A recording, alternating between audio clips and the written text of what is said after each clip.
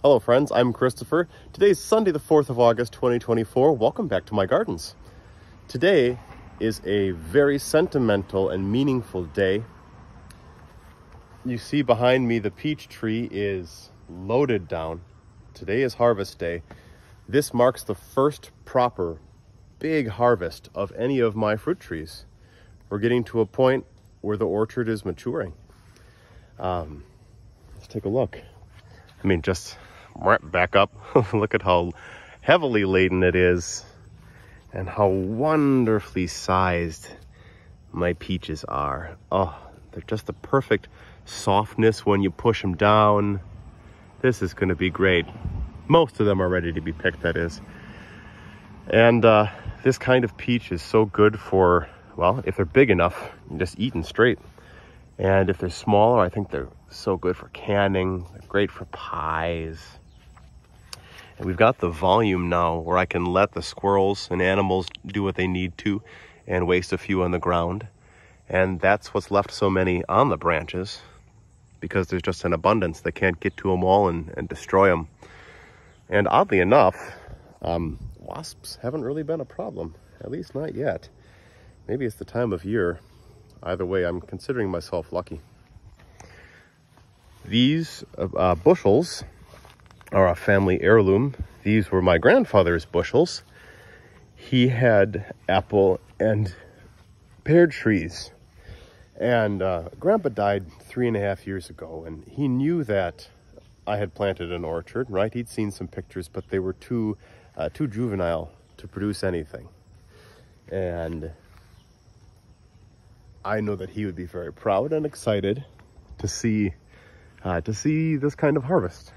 He was particularly an apple guy, but these the trees this year have really meant a lot. Sorry, I had to share it. I was so excited.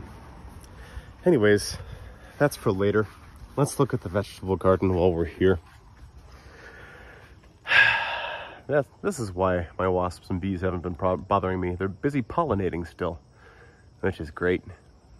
The second season, or the end season raspberries are coming through.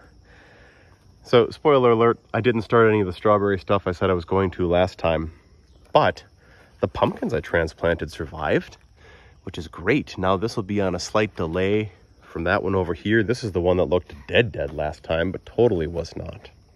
I've been picking zucchinis left and right, making zucchini boats. I shaved some for zucchini bread and for like a hash, and I cut it up in chili. Really good stuff. Tomatoes are reddening. I've been using them, as they come along, and ripen like this, one by one in recipes. I'll continue to do that until the frost, and then I pull everything that's green and the tomatillos, and I make a really lovely salsa verde. So many really lovely courgettes, right? Pull them when they're this length, otherwise, let us be great big marrows otherwise. Let's see, we've reached the point in the season where the garden is just, it's just leaves from assorted gourds going everywhere. And hidden underneath, we've got things like this spaghetti squash, maybe half a dozen of them that I see. I could probably pull one of these plants out. The zucchini are starting to slow down production quite significantly. Look how the gooseberry looks this time of year. It's so sparse. Every year I think it looks dead. It's not dead. It just looks in pain. It will be getting a lovely trimming this year. Again, I say it every year, but this year I quite literally have to do it. Over here, you can see we got watermelon growing. Isn't that lovely? I wish I had more than one. It's been 2 days since I was out here and I don't see another one. Of course, that's okay. The watermelon, if you recall, was a last-minute addition from Sticky Fingers Louisa. When we were going through the garden center, she added a little watermelon plant to our cart. We paid for it, of course, but just a fun addition. Look at the rhubarb. I'm flabbergasted. We've had such a good, consistently wet year that I'm going to get a second harvest this fall before the frost that's going to be nearly as big as the first harvest. Can you believe it? We've had a little rain. I keep my wheelbarrow in here now all year, and that excess rain I just pour on the plants. Poor man's rain barrel. You know what this is? This is the stalk of asparagus. Back in the day, 10 years ago, one of the very first things I did, I had a raspberry trellis over here. You know, I took it out this year. But before the raspberry trellis, right about here, I planted an asparagus plant before I knew anything about them. And this is from that first one. I'm certain the roots have kind of gone like this because every year I just pull it out. So it keeps growing underground. It's pretty interesting.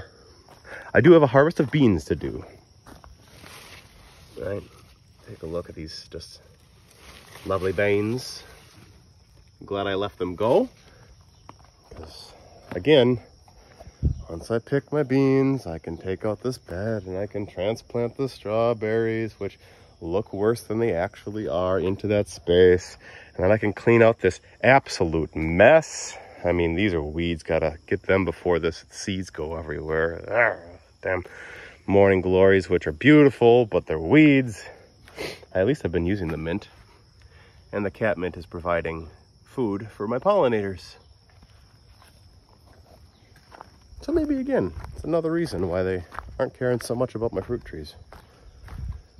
One last look before we go out at the blackberries, which have never been like this. They're exceptional on both ends. And you can see we've got some lovely clusters. They'll be actually ripening soon. And of course you have to eat them all before Michaelmas, or the rest you have to leave for the devil.